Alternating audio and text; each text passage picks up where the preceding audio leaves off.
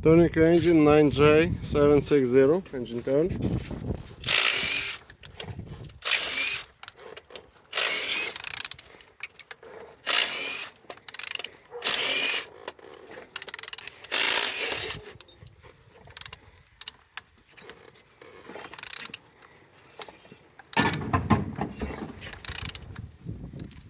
All turning like so.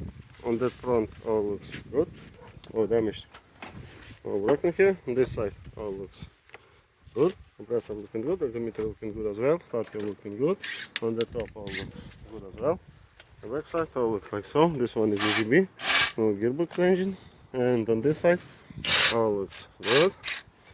Oil sump looking good as well. Underneath all looks good, no damage, no broken. And turning engine NJ760. Thank you.